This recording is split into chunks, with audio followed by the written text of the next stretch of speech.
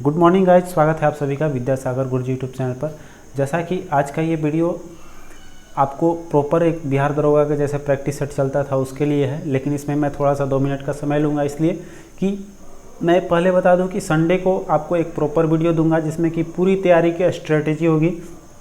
बाकी आपका practice set वगैरह जो चल रहा है वो चलती रहेगी, लेकिन आपको जैसे बीएसएससी इंटर लेवल और ग्रेजुएशन लेवल आने वाली है, CGL 3 आने वाला है, तो उसके लिए हम लोग एक विशेष तैयारी करेंगे और विशेष तैयारी में हम लोग लगे हुए थे, जिसके कारण प्रैक्टिस सेट या फिर कोई भी मटेरियल में थोड़ा सा विलम्ब हुआ है बीच में। लेकिन आपको वो चीज़ जो है अब एकदम ऐसी तैयारी की जाएगी कि एकदम हम लोग का एग्ज़ाम क्रैक हो जाए। ठीक है, तो विश्वास रखिए, इस चैनल के साथ बने रहिए और सपोर्ट कीजिए, लोगों को जोड़िए।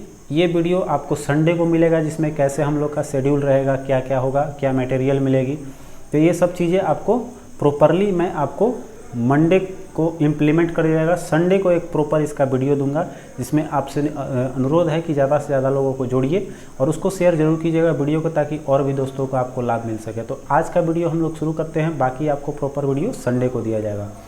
शुरू करते हैं आज का प्रैक्टिस सेट। पहला क्वेश्चन देखिए कर रहा है कि किसी समबाहु त्रिभुज की ऊंचाई 8√3 हो तो उसका क्षेत्रफल ज्ञात कीजिए। ठीक है, तो देखिए अगर ऊंचाई दिया हुआ हो, ठीक है, समबाहु त्रिभुज में अगर ऊंचाई दिया रहे, ऊंचाई अगर आपका √3a हो, ठीक है, तो क्षेत्रफल बराबर होता है आपका √3 गुने a²। ठीक है, तो देखिए यहाँ पर √3a कंपेयर करेंगे तो ऊंचाई कितना दिया हुआ है 8√3। कहने का मतलब a का वैल्यू कितना दिया हुआ है भाई, तो a बराबर आपका 8 दिया हुआ है, तो यहाँ 8 का वैल्यू रख देंगे तो कितना हो जाएगा 8 × 8 64√3। आपका हो गया, आंसर आ गया 64√3। क्लियर है। चलिए आगे बढ़ते हैं। तो कह रहा है कि 13,590 रुपये को 3 भागों में इस प्रकार विभाजित किया गया है कि पहला भाग तीसरे भाग का 2√3 है। पहले एक चीज़ यहाँ बता दें कि देखिए इस प्रैक्टिस सेट में जो है आपको पहले मैथ दे दिया गया है, मैथ का 5 क्वेश्चन है, उसके बाद से जीके चालू हो रहा है। और भी जैसे पीछे के प्रैक्टिस सेट हम लोगों ने किया था 5 तक, तो 6 में भी चूँकि मैथ आगे था तो उसका मैंने अलग वीडियो दिया था। तो लोगों का कहना था कि आप जैसे सर हैं उसका वीडियो आप उसी में इंक्लूड कीजिए मैथ का, तो मैं उसी में बना रहा हूँ। तो 5 क्वेश्चन आपका शुरू में मैथ का, बाकी आपका जीके चालू होगा। ठीक है, तो घबराना नहीं है। हल करते हैं। कर 13,590 को 3 भागों में इस प्रकार विभाजित किया गया है कि पहला भाग तीसरे भाग का 2:3 है, 2/3 है। तो देखिए यहाँ पर हम लोग इसको हल करेंगे तो कह रहा है कि 2/3 है किसका, पहला और तीसरा। तो पहला a मानते हैं, दूसरा b मानते हैं और तीसरा c मानते हैं। तो a/c दे रहा है। कहने का मतलब a = क्या दिया हुआ है, इसको अभी हम लोग हटाते हैं, नीचे बाद में c लाएंगे।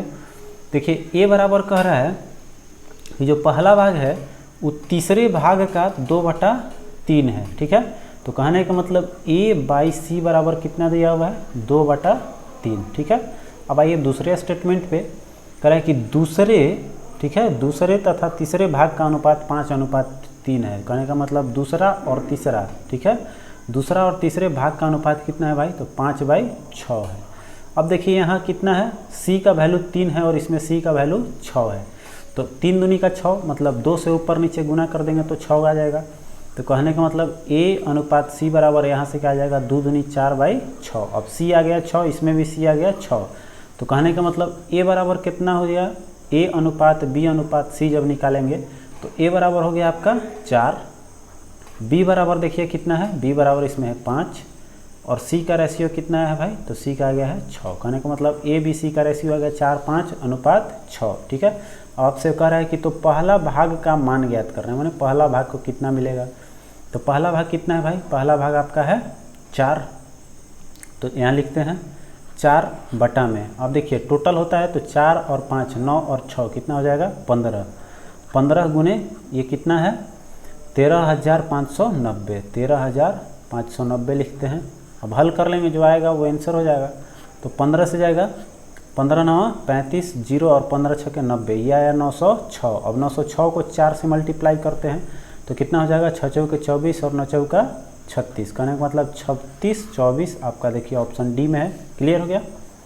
आगे देखिए कर रहा है कि कोई धनराशि साधारण ब्याज की दर से 4 वर्षों में तिगुनी हो जाती है तो कितने वर्ष में यह राशि 5 गुनी हो जाएगी। ठीक है, तो देखिए 4 वर्ष में तिगुना हो जा रहा है, कहने का मतलब कि उसमें मूलधन भी है।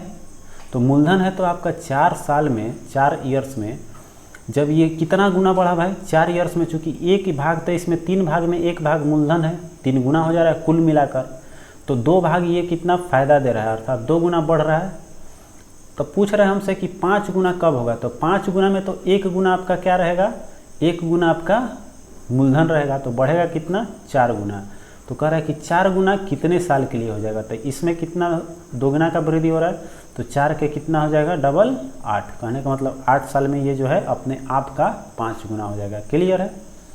अब देखिए कह रहा है कि 2 व्यक्ति मेज़ों को 960 रुपये की दर से बेचता है, एक व्यक्ति 2 मेज़ को 960 रुपये की मेज़ से दर से बेच रहा है, तो कुल इसका विक्रय मूल्य कितना हो जाएगा, कुल विक्रय मूल्य निकाल लेते हैं हम लोग। तो विक्रय मूल्य देखिए एक को बेच रहा है 960 रुपये में, तो 2 का कितना हो जाएगा, तो आपका हो जाएगा 0 6 दूनी का 12 9 दूनी 18 1 19 1900 आपका 20 रुपया हो गया। अब कह रहा है कि पहली पर 20% की लाभ और दूसरी पर 20% की हानि होती है। ठीक है, तो देखिए कुल इस तरह का रहे, जब एक बार लाभ होए उतना ही हानि भी होए तो उसको क्या होता है, हानि होता है। हानि प्रतिशत निकालेंगे तो कितना हो जाएगा भाई, तो 20 गुना 20/100 यही होता है फार्मूला।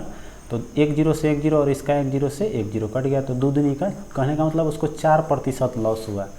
तो उसको लॉस हुआ तो वो कितना प्रतिशत पे बेचा भाई, तो उसका विक्रय मूल्य प्रतिशत, कहने का मतलब अगर 100 रुपये का है तो ये जो है 100 में से 4 घट जाएगा तो कितना आ जाएगा आपका 96%। यही 96% जो है किसके बराबर है, तो ये इसका 1920 के बराबर है। ठीक है, 96% जो आया ये किसके बराबर है, आपका 1920 के बराबर है। तो हमको 100% निकालना है, तो क्या करेंगे 1920 बाई आपका कितना हो जाएगा 96 और गुना 100। ठीक है, तो अब देखिए कैलकुलेशन कर लीजिए कितना बार में जाएगा ये, तो 96 ये हो जाएगा 2 बार में चला जाएगा 20 हो जाएगा। अब देखिए इसको करेंगे तो कितना आ गया आपका 2000। कहने का मतलब कि इसका टोटल क्रय मूल्य कितना था भाई, क्रय मूल्य था इसका 2000 रुपया और बेच रहा है कितना 1920 रुपया में। ठीक है, तो लॉस कितना हुआ, तो 2000 में से 1920 घटाएंगे तो आपका आ जाएगा 80 रुपया हानि हो जाएगा। क्लियर है। 5 नंबर क्वेश्चन देखिए कर रहा है कि एक नल किसी टंकी को 16 घंटे में भर देता है, परंतु टंकी को छेद होने के कारण 3 घंटे अधिक समय लगता है। ठीक है, तो देखिए 6 घंटा में अकेले भर रहा है टंकी। ठीक है, टंकी भर रहा है 6 घंटा में। अब देखिए टंकी और छेद दोनों मिलकर कितना घंटा में भरेगा, तो छेद इसमें माइनस काम कर रहा है, 3 घंटा अधिक समय ले रहा है, कहने का मतलब दोनों मिलकर काम करेगा 6 और 3 9 घंटा में। ठीक है, तो दोनों का एलसीएम निकालेंगे, टोटल वर्क आ गया आपका 18। तो कहने का मतलब टंकी अकेले 3 घंटा और ये कितना काम करेगा 2 घंटा। ठीक है, कहने का मतलब ये 3 काम कर रहा है तो ये दोनों मिलकर 2 काम कर रहा है। कहने का मतलब निगेटिव काम कितना हो रहा है, तो घटा लेंगे, तो आपका निगेटिव काम हो रहा है छेद आपका काम कर रहा है 1 घंटा। ठीक है, तो 1 आया, तो पूछ रहा है कितना समय लगेगा छेद को, तो छेद का 1 आया, तो 18 से 1 में भाग देंगे तो मेरा आ जाएगा 18 घंटा। क्लियर है। अब देखिए आगे बढ़ेंगे, अब आगे आपका जीके 6 नंबर से अब आते हैं क्वेश्चन पे। तो कह रहा है कि अक्टूबर 2020 में पर्यटन मंत्रालय द्वारा जारी भारतीय पर्यटन सांख्यिकी 2020 के अनुसार साल 2019 में विदेशी पर्यटकों को आकर्षित करने में कौन सा राज्य शीर्ष स्थान पर रहा है, तो पर्यटकों को आकर्षित करने में आपका तमिलनाडु जो है शीर्ष स्थान पे प्राप्त किया है। आगे देखिए कह रहे हैं कि Sheikh Russel international air rifle championship 2020 में महिलाओं की स्पर्धा में स्वर्ण पदक किसने जीता है, तो ये आपके इला वेनिल वलारिवन है। ठीक है, आगे देखिए कर अक्टूबर 2020 में शोभा नायडू का निधन हो गया। वह प्रसिद्ध नृत्यांगना थी, किस चीज़ के, किस नृत्य से संबंध रखती थे, तो आपके कुचिपुड़ी की थी। अगला कह रहा है कि 13वें ब्रिक्स शिखर सम्मेलन का मेजबानी निम्न में से किस देश के द्वारा की जाएगी, तो ये आपका भारत के द्वारा किया जाएगा, आपका ऑप्शन बी करेक्ट हो जाएगा। आगे करें अक्टूबर 2020 में किसके द्वारा सर्व पावर योजना की शुरुआत की गई है, तो ये आपका डॉक्टर हर्षवर्धन द्वारा किया गया है। और डॉक्टर हर्षवर्धन क्या है, केंद्रीय विज्ञान एवं प्रौद्योगिकी मंत्री। अगला देखिए करें निम्नलिखित में से कौन सा जोवियन ग्रह नहीं है, तो जोवियन ग्रह मतलब किस पे गैस नहीं होता है, जिस पे गैस होता है उसको हम लोग जोवियन बोलते हैं। हाँ, जिस पे गैस नहीं है तो इसमें गैस नहीं है आपका मंगल ग्रह पे। ठीक है, आगे देखिए कर बिग बैंग घटना कितने वर्ष पूर्व घटी थी, तो बिग बैंग घटना आपका 13.7 अरब वर्ष पूर्व, अरब वर्ष में है, तो आपका 13.7 अरब वर्ष पूर्व घटा था। आगे देखिए कह रहा है कि कोयला निम्न में से किस प्रकार की शैल्य का उदाहरण है, तो ये आपका एक तरह का अवसादी शैल्य होता है। आगे देखिए कह रहा है 14 नंबर क्वेश्चन है कि वायुमंडल में हीलियम गैस का आयतन के अनुसार प्रतिशत कितना है, अर्थात वायुमंडल में कितना प्रतिशत हीलियम पाया जाता है, तो 0.005%। आगे देखिए कह रहा है सार गैसों सागर किस महासागर का भाग है, तो ये आपका अटलांटिक महासागर का है। ठीक है, आगे देखिए चलते हैं, तो कह रहा है कि अंडमान एवं निकोबार, ठीक है, कौन सा जल क्षेत्र अलग करता है, तो इसका 10 डिग्री चैनल अलग करता है। 10 डिग्री नहीं है, अंडमान और निकोबार को कौन अलग करता है, तो 10 डिग्री चैनल है आपका, तो 10 डिग्री चैनल है नहीं, तो इनमें से कोई नहीं हो जाएगा। अब देखिए कह रहे हैं कश्मीर घाटी निम्न में से किन 2 पर्वत श्रेणी के बीच स्थित है, तो कश्मीर जो है वह आपके बृहद हिमालय और पीर पंजार के बीच में स्थित है। अगला देखिए कह रहा है निम्नलिखित में से कौन सी नदी ज्वारमुख का निर्माण करती है, तो नर्मदा नदी द्वारा आपका ज्वारमुख का निर्माण किया जाता है। अगला कह रहा है इंद्रावती किस नदी का सहायक नदी है, तो इंद्रावती आपका गोदावरी, री मिला देना है, इंद्रावती जो है गोदावरी का है। आगे कह रहा है कि पंपा सरोवर निम्न में से किस राज्य में स्थित है, तो ये आपका पंपा पड़ जाता है कर्नाटक में। ठीक है, कर्नाटक राज्य में स्थित है। अगला देखिए कह रहा है कि पोचमपाद परियोजना किस नदी पर स्थापित की गई है, तो ये आपके गोदावरी नदी पर है। आगे देखिए कह रहा है भारत में टीन का अधिकांश उत्पादन किस राज्य में होता है, तो आपके छत्तीसगढ़ में होती है। अगला कह रहा है कि भारत का मैनचेस्टर किसे कहा जाता है भाई, तो आपको अहमदाबाद को बोला जाता है। ठीक है, अहमदाबाद किसके लिए प्रसिद्ध है, तो यहाँ सूती वस्त्र सबसे ज़्यादा उद्योग है। ठीक है, आगे कह रहा है निम्नलिखित भारतीय राज्यों में से किस राज्य की सीमा भूटान से नहीं लगती है, तो देखिए भूटान में से आपका इसमें जो है अरुणाचल प्रदेश, असम और पश्चिम बंगाल, इस सबका लगेगा, तो आपका हो जाएगा इसमें इनमें से कोई नहीं। अगला देखिए कह रहा है महावीर ने अपना उपदेश किस भाषा में दिया था, तो उन्होंने अपना प्राकृत भाषा में दिया है भाई, और बुद्ध दिया था पाली भाषा में। ठीक है, आगे देखिए कह रहा है द्वितीय बौद्ध संगति किसके शासनकाल में आयोजित की गई थी, तो ये आपके कालाशोक में हुआ था द्वितीय। अगला कह रहा है कि शुंग शासकों ने अपनी राजधानी कहाँ स्थापित की थी, तो शुंगों का राजधानी विदिशा था। आगे देखिए कह रहा है कि चेदी वंश का संस्थापक कौन था, तो वो महामेघ वाहन थे। अगला देखिए कह रहा है कि प्रथम हुण आक्रमण किसके समय में हुआ था, तो ये देखिए प्रथम जो है हुण आक्रमण आपके स्कंदगुप्त के शासनकाल में हुआ था, और इसका जो हुण के आक्रमण का बात जो होता है वो किस शिलालेख में आता है, कभी कभी स्तंभ लेख में, तो ये भीतरी स्तंभ लेख में इसका पता चलता है कि प्रथम हुण का आक्रमण हुआ था स्कंदगुप्त के काल में। ठीक है, चलिए आगे बढ़ते हैं। 30 नंबर कह रहा है कि मोहम्मद गजनवी ने सोमनाथ मंदिर पर आक्रमण कब किया था, तो आपका 10,025 में, 10-25 देखिए 10,000 बोल रहे हैं, 10-25 होगा। अगला देखिए कह रहा है अजमेर में 2.5 दिन का झोपड़ा मस्जिद का निर्माण करवाया था, कब, किसने करवाया था, कुतुबुद्दीन ऐबक ने, और आपको कमेंट करके बताना है कि ये कब किया था। ठीक है, अगला देखिए कह रहा है कि इब्न बतूता किसके काल में भारत आया था, ऐसे मैं अपने कमेंट को पिन कर दूंगा कि कब किया था, लेकिन आप कमेंट करके ज़रूर बताइएगा कि ये 2.5 दिन का झोपड़ा कुतुबुद्दीन ऐबक ने कब करवाया था। ये मंदिरों के अवशेष से बनाया गया है। ठीक है, 2.5 दिन का झोपड़ा, तो इतना तो आपको पता होगा। अब चलिए आते हैं 32 पे। कह रहा है इब्न बतूता किसके काल में भारत आया था, तो आपका मोहम्मद बिन तुगलक के। ठीक है, आगे चलते हैं। कह रहा है कि सरहिंद का युद्ध कब हुआ था, तो सरहिंद का युद्ध आपका 1555 ईस्वी में हुआ है। अगला देखिए कह रहा है कि पंचतंत्र के अनावर ए सुहेली नाम से फारसी भाषा में अनुवाद किसने किया था, ये क्वेश्चन बहुत बार आ चुका है आपका, हमने कराया था, तो हुसैन इब्न अली बैज ने पंचतंत्र को अनवार ए सुहेली नाम से फारसी भाषा में करवाया था। कभी कभी ये भी आ जाता है कि पंचतंत्र को फारसी भाषा में किस नाम से किया गया है, तो अनवार ए सुहेली। ठीक है, अगला देखिए कह रहे हैं निम्नलिखित में से किस मुगल बादशाह द्वारा निज़ामुल मुल्क की उपाधि प्रदान की गई, तो ये आपके चिनक्लीज खां द्वारा दिया गया था। ठीक है, आगे देखिए कह रहा है कि अस्थायी बंदोबस्त व्यवस्था किस वर्ष लागू की गई, तो ये आपका लॉर्ड कॉर्नवालिस द्वारा 1993 में लागू किया गया था।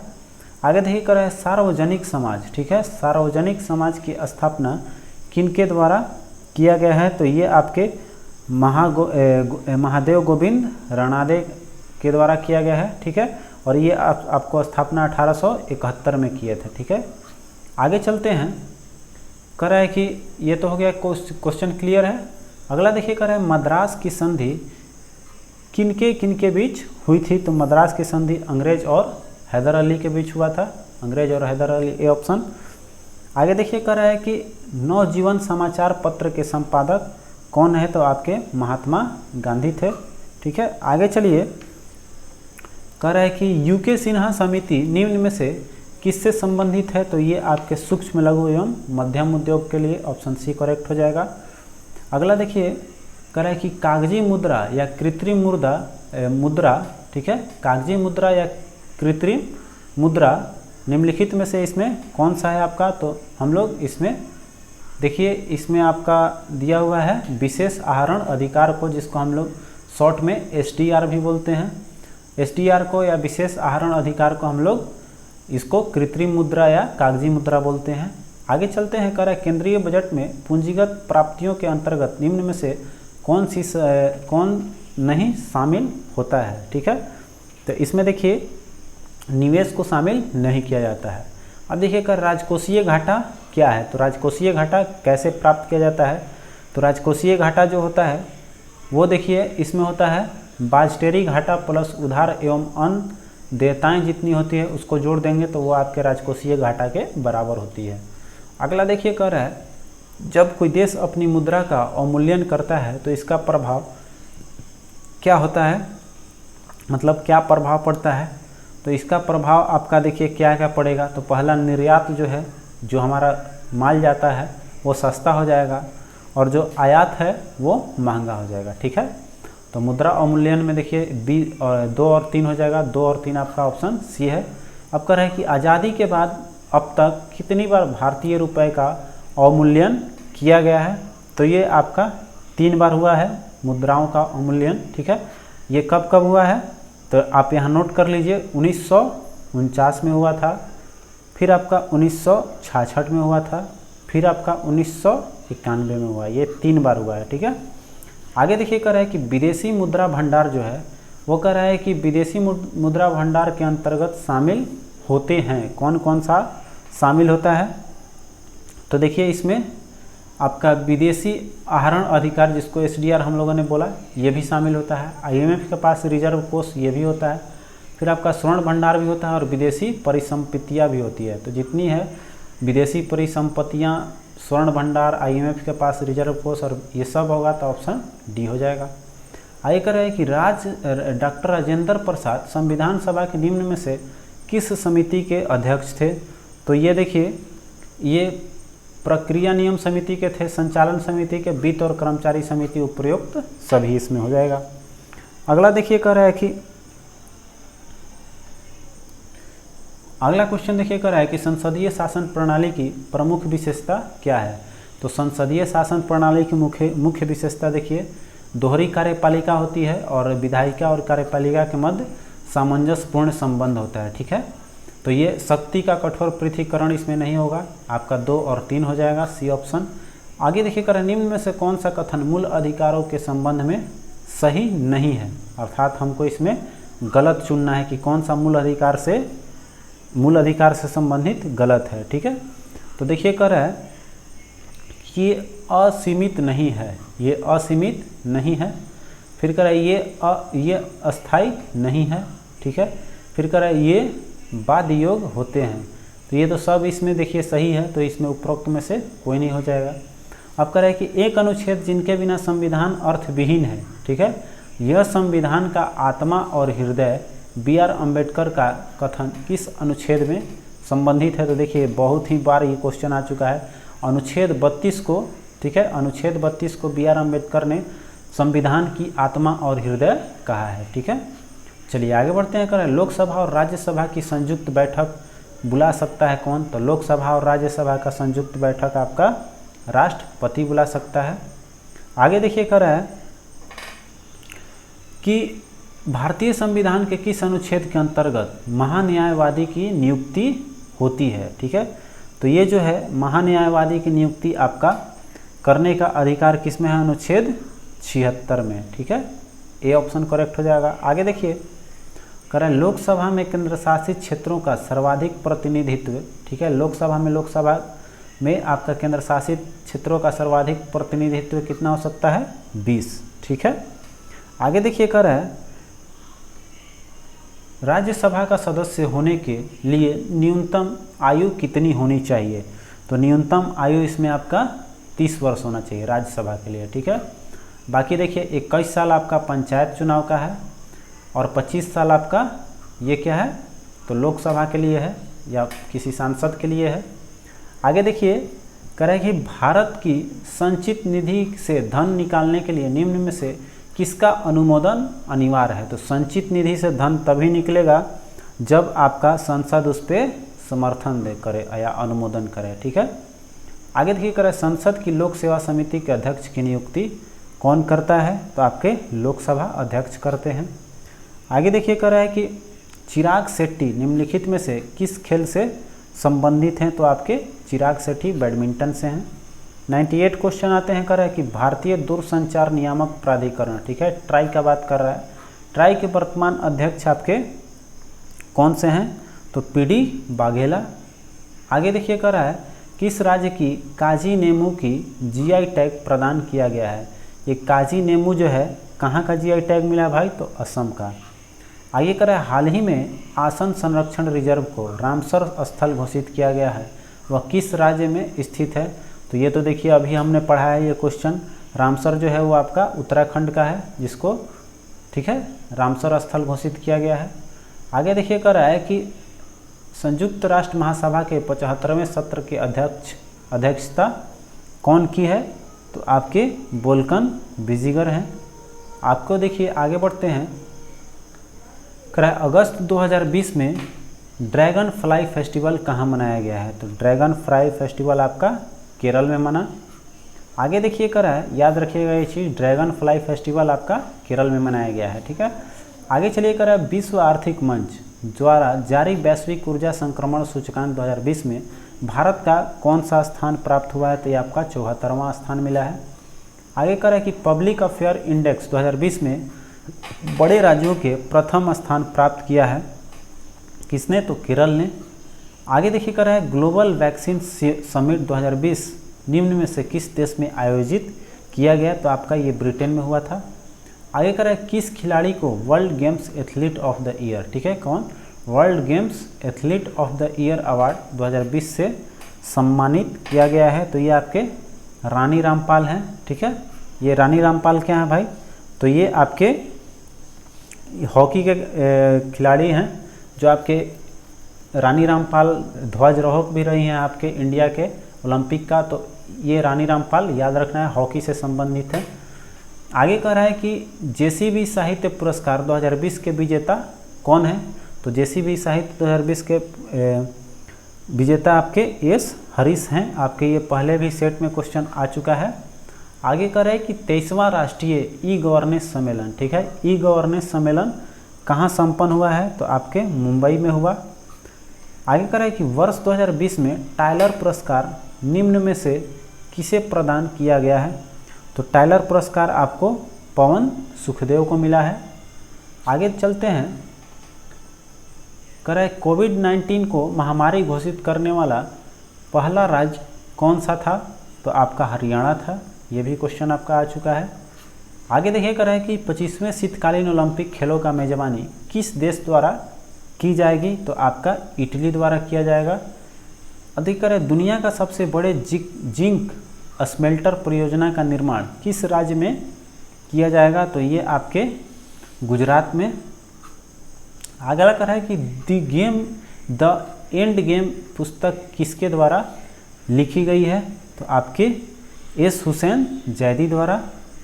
आगे देखिए, कह रहा है भारत सरकार ने किस वर्ष तक डिजिटल रेडियो लॉन्च करने का लक्ष्य रखा है? तो ये 2024 में आपका डिजिटल रेडियो लक्ष्य रखा गया है लॉन्च करने का। फिर कह रहा है किस वरिष्ठ वैज्ञानिक को डीआरडीओ के scientist of the year award से सम्मानित किया गया है। तो आपके हेमंत पांडे को साइंटिस्ट ऑफ द ईयर मिला है। हाल ही में सदर जापरोव को किस देश का राष्ट्रपति चुना गया है? तो आपके किर्गिस्तान देश के आपके राष्ट्रपति सदर जापरोव को चुना गया है। आगे करें, देश का पहला परागणकर्ता पार्क विकसित किया गया है। परागणकर्ता पार्क कहाँ विकसित हुआ है? आपका उत्तराखंड में। आगे चलिए, करें निम्न में से कौन सा एक सदिश राशि नहीं है, अर्थात अदिश राशि बताना है। तो अदिश राशि आपका देखिए विद्युत धारा है, करंट, ये अदिश राशि है। आगे कह रहे हैं ताप के बढ़ने से द्रवों की श्यानता पर क्या प्रभाव पड़ता है? तो इसमें देखिए द्रव का श्यानता अगर ताप बढ़ाएंगे तो घट जाती है, ठीक है। आगे देखिए कह रहे हैं निम्न में से कौन अनुचुंबकीय पदार्थ है? तो अनुचुंबकीय में आपका एल्युमिनियम आता है। आगे देखिए कह रहे हैं, ऐसे देखिए एक याद रखिएगा कौन कौन सा है अनुचुंबकीय पदार्थ। तो एल्युमिनियम, सोडियम, प्लेटिनम, मैग्नीज, तांबा, क्लोराइड, ऑक्सीजन, ये सब आपका अनुचुंबकीय पदार्थ के अंतर्गत आता है, ठीक है। आगे चलिए चलते हैं, कह रहे हैं कि प्रकाश का तरंग सिद्धांत किसने दिया था? तो आपके हार्गेनिस ने दिया है। देखिए हाइगेन यहाँ दिया हुआ है, हाइगेन्स। आगे चलते हैं, कह रहा है कि सोलर कुकर में उपयोग किया जाता है कौन सा दर्पण भाई? तो ये आपका अवतल दर्पण होता है। अवतल दर्पण जो करता है वो क्या करता है कि सभी सूर्य के प्रकाश को एक जगह फोकस कर देता है, जिसके कारण वो कुकर में हीट आती है। आगे देखिए कह रहा है कि निम्न में से कौन जर्मन सिल्वर मिश्र धातु के अवयव हैं? तो आपको ये क्वेश्चन पहले भी आ चुका है कि जर्मन सिल्वर में क्या क्या पाया जाता है भाई? तो तांबा, जस्ता और निकेल। तांबा, जस्ता और निकेल आपका ऑप्शन डी में है, ठीक है।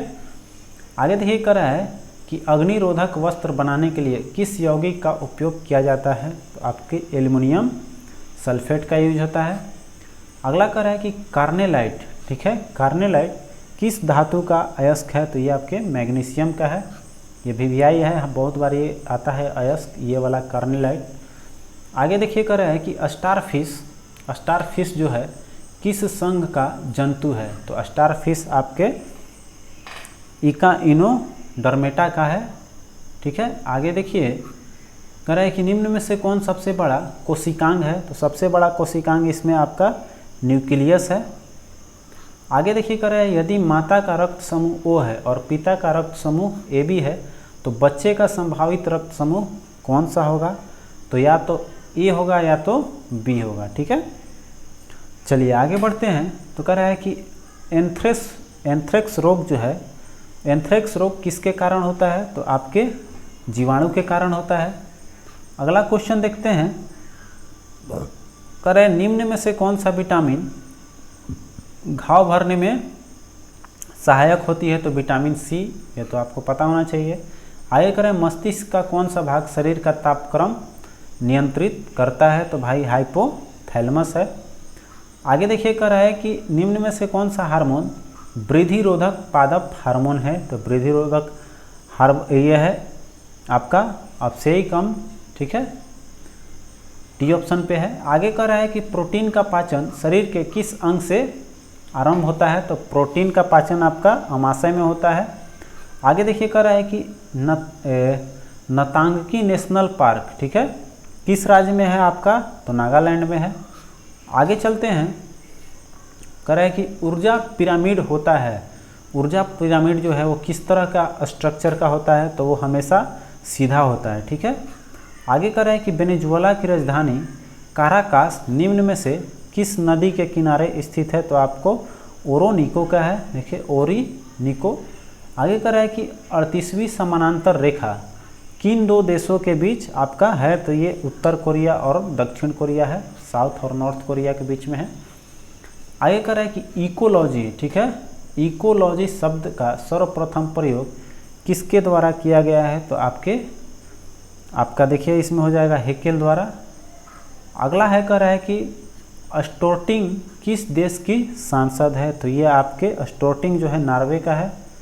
अगला कह रहा है और अंतिम क्वेश्चन कि युद्ध नेतृत्व निम्नलिखित में से किस राज्य का लोक नृत्य है? तो ये जो है अरुणाचल प्रदेश का है, ठीक है। कौन सा? युद्ध नृत्य। चलिए, तो आज के प्रैक्टिस सेट में इतना ही, मिलते हैं अब अगले प्रैक्टिस सेट में। और चूँकि देखिए अब हम लोग तैयारी को और मजबूत करेंगे और भी सटीक करेंगे, ताकि आने वाले परीक्षाओं में हम लोग की सफलता ज़रूर से ज़रूर मिले। ठीक है, तो अब मिलते हैं अगले प्रैक्टिस सेट में। तब तक आप अपना ख्याल रखें, और बहुत जल्द आपको जून तक का मैं करंट अफेयर्स देने वाला हूं, तो आप उसके लिए भी प्लीज़ तैयारी रखिएगा और उसको दोस्तों के साथ शेयर जरूर कीजिएगा। तो मिलते हैं अगले वीडियो में, तब तक अपना ख्याल रखें। जय हिंद।